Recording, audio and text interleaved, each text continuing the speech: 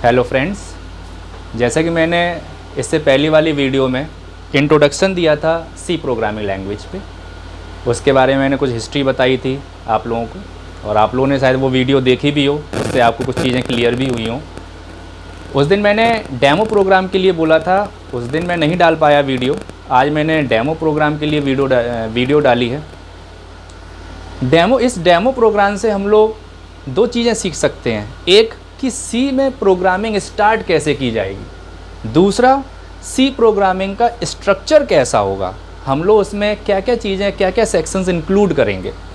तो इस demo programme में आपको वो सारी चीज़ें पता चल जाएंगी। दूसरी बात बच्चों, जैसे ही प्रोग्रामिंग में हम पहले थोड़ा ईजियर वे में चलेंगे, ये नहीं है कि शुरुआती हम प्रोग्राम कॉम्प्लेक्सिटी के साथ चलें। जब शुरुआत हमारी सिंपल से होगी तो हम धीरे धीरे करके इस सिंपल प्रोग्राम से ही कॉम्प्लेक्स प्रोग्राम को भी आसानी से समझ सकते हैं। तो मैं स्टार्ट कर रहा हूँ अपने प्रोग्राम को समझाने का, एक्सप्लेनेशन कर रहा हूँ। जैसे कि इस डेमो प्रोग्राम में सबसे पहले मैंने ये दो लाइनें लिखी हैं, #include stdio.h, दूसरी लाइन है #include conio.h। तो सबसे पहले हम समझ लेते हैं इस हैश सिंबल को।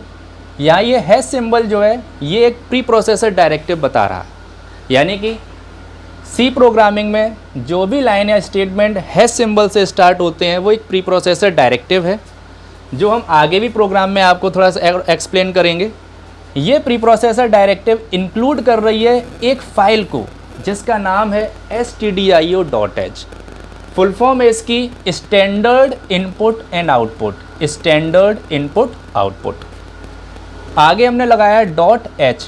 .h का मतलब है हेडर, क्योंकि एक फ़ाइल है, एक एक्सटेंशन लेगी, इसलिए हमने आगे .h लगाया है। .h का मतलब हेडर। ये वो हेडर फाइल है, इसे हम लोग हेडर फाइल बोलेंगे। ये वो हेडर फाइल है जिसमें स्टैंडर्ड इनपुट आउटपुट फाइल के फंक्शंस इंक्लूड हैं। उन फंक्शन में मैं जैसे एग्जाम्पल में हम printf इस्तेमाल करते हैं और scanf इस्तेमाल करते हैं। ये दोनों ही फंक्शंस हमारे इस फाइल में डिफ़ाइन होते हैं। हम इन फंक्शंस को प्रोग्राम में तभी इस्तेमाल कर सकते हैं जब इस हेडर फाइल को इंक्लूड करेंगे। तो याद रखिएगा बच्चों, स्टैंडर्ड इनपुट आउटपुट .h एक ऐसी हेडर फाइल है जिसमें हमारे ये दोनों फंक्शंस जो प्री डिफाइंड है, प्री डिफाइंड का मतलब है जो सी की लाइब्रेरी में पहले से ही डिफाइंड है, इनकी कोडिंग पहले से ही इस फाइल में इंक्लूडेड है। इसीलिए अगर हमें इन्हें अपने प्रोग्राम में इंक्लूड करना है, इन्हें यूज़ करना है, तो हमें इस फाइल को इंक्लूड करना पड़ेगा। इसी के साथ हम दूसरी वाली लाइन पे आते हैं, #include conio.h, यानी कि ये भी हैश से स्टार्ट हो रहा है, यानी कि ये भी एक प्री प्रोसेसर डायरेक्टिव है। ये इंक्लूड कौन सी फाइल को कर रहा है, conio.h। conio.h का मतलब होता है console input output.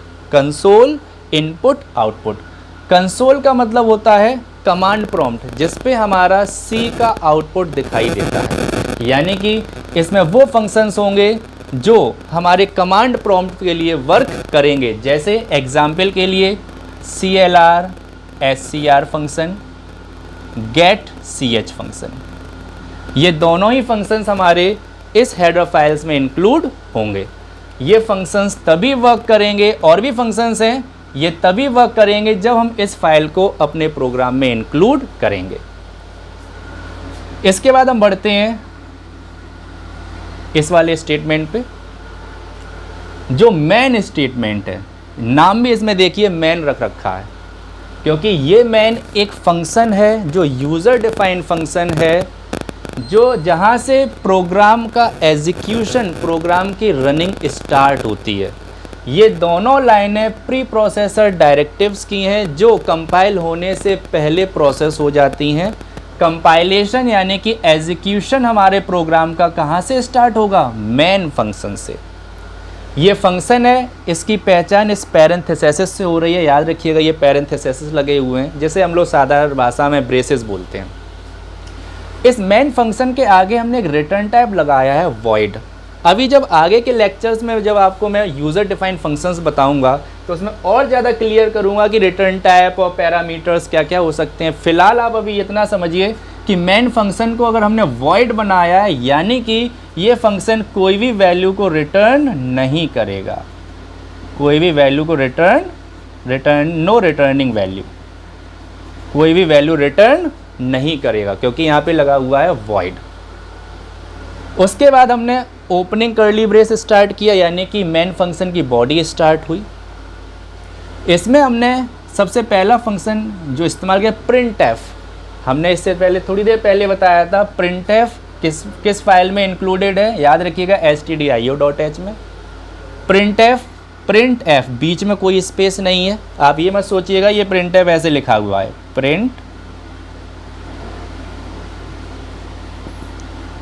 Print F space नहीं है, ठीक है ना। तो प्रिंट एफ ब्रेस, उसके डबल कोटेशंस के अंदर हमने एक मैसेज प्रिंट कराया है, हेलो वर्ल्ड। इस प्रिंट एफ में हमने सिर्फ एक साधारण सा मैसेज प्रिंट कराया है। मैसेज मतलब एक स्ट्रिंग मैसेज मतलब जो किसके अंदर इनक्लोज्ड होगा, डबल कोटेशन के अंदर। प्रिंट एफ से एक सिंपल मैसेज भी प्रिंट करा सकते हैं और एक वैल्यू भी प्रिंट कराई जा सकती है। क्योंकि हम डेमो प्रोग्राम एक जनरल प्रोग्राम समझ रहे हैं, इसलिए मैंने एक साधारण सा मैसेज प्रिंट करा के दिया है। अभी आगे प्रोग्राम में वैल्यूज़ प्रिंट होंगी, उन पे और भी ज़्यादा टास्क कंप्यूटेशन होगा। इस स्टेटमेंट को हमने टर्मिनेट किया है सेमी कॉलन से, याद रखिएगा ये एक स्टेटमेंट है। सी प्रोग्रामिंग में स्टेटमेंट को टर्मिनेट करने के लिए सेमी कॉलन दिया जाता है। जैसे आपकी इंग्लिश लैंग्वेज होती है उसमें हम लोग फुल स्टॉप लगाते हैं, इसी तरीके से सी प्रोग्रामिंग में स्टेटमेंट को टर्मिनेट करने के लिए हम सेमी कॉलन लगाते हैं। बच्चों ये भी एक लैंग्वेज है, बस अंतर क्या है, इंग्लिश हिंदी ह्यूमंस की लैंग्वेज होती है, सी प्रोग्रामिंग C++ ये कंप्यूटर साइंस की प्रोग्रामिंग लैंग्वेज है जो कंप्यूटर के लिए वर्क करती है। लेकिन सीखना हमें वैसे ही पड़ता है जैसे इंग्लिश सीखते हैं, हिंदी सीखते हैं, उसी तरीके से हम इन लैंग्वेजेस को भी सीखते हैं। उसके बाद हमने क्या लगाया function getch function. getch function का क्या मतलब है, ये भी एक प्री डिफाइंड फंक्शन है बच्चों, याद रखिएगा प्री डिफाइंड फंक्शन, या इन्हें बिल्ट इन फंक्शन भी कह सकते हैं, या इन्हें लाइब्रेरी फंक्शन भी कह सकते हैं। प्रोग्रामिंग में एक चीज़ को कई सारे नाम दिए जाते हैं, आपको याद रखना पड़ेगा। तो प्री डिफाइंड फंक्शन है, यानी कि ये पहले से ही डिफाइंड है सी की लाइब्रेरी में, इसका कोड पहले से ही बना रखा है और कहाँ पे स्टोर किया जा रहा है, conio.h फंक्शन में। इस फंक्शन का इस्तेमाल क्या है, क्यों है, इसलिए है क्योंकि जब ये प्रोग्राम आप रन कराओगे, कंपाइल कराओगे, जब आपका आउटपुट आएगा, अगर ये फंक्शन आप नहीं लगाते हैं तो आपकी आउटपुट स्क्रीन होल्ड नहीं होगी, यानी कि आपका प्रोग्राम रन हो जाएगा, चल जाएगा, एरर नहीं है तो रन भी हो जाएगा, लेकिन स्क्रीन आपकी होल्ड नहीं होगी। तो getch फंक्शन क्या करेगा, आपकी स्क्रीन को होल्ड करेगा जो आउटपुट वाली होगी, जिस पे आपका आउटपुट आएगा। अगर आप getch फंक्शन नहीं लगाते हैं तो उसके लिए एक शॉर्टकट भी होता है Alt+F5, ठीक है ना बच्चों। तो getch से तो क्या करेंगे, स्क्रीन की जो आउटपुट स्क्रीन है उसे होल्ड कराएंगे। आगे getch फंक्शन का एक और का टास्क होगा, इसमें एक कैरेक्टर भी इनपुट होगा जो हम आगे वाले प्रोग्राम में बताएंगे। उसके बाद हमने जैसे कि फंक्शन के बाद ओपनिंग कर्ली ब्रेस लगाया, यानी कि बॉडी हमारी स्टार्ट हुई, इसी तरीके से हमने फिर क्लोज किया। तो इस डेमो प्रोग्राम से, जनरल प्रोग्राम से हमने ये समझा कि हमारे सी प्रोग्रामिंग का किस तरीके का स्ट्रक्चर होगा। हमने प्री प्रोसेसर डायरेक्टिव के बारे में थोड़ा सा जाना, इसके बारे में और आगे जानकारी लेंगे। हेडर फाइल्स stdio.h, conio.h, बहुत सारे हेडर फाइल्स होते हैं। जैसे जैसे आपके फंक्शन इस्तेमाल होंगे प्रोग्रामिंग में, वैसे वैसे आप हेडर फाइल्स को इंक्लूड करेंगे। मेन फंक्शन का इस्तेमाल किया हमने, मेन को अभी वॉइड बनाया। वॉइड का मतलब है, फिर से बता दें, आगे भी फंक्शंस में हम बताएंगे, यहाँ वॉइड का मतलब है ये फंक्शन कोई भी वैल्यू रिटर्न नहीं करेगा।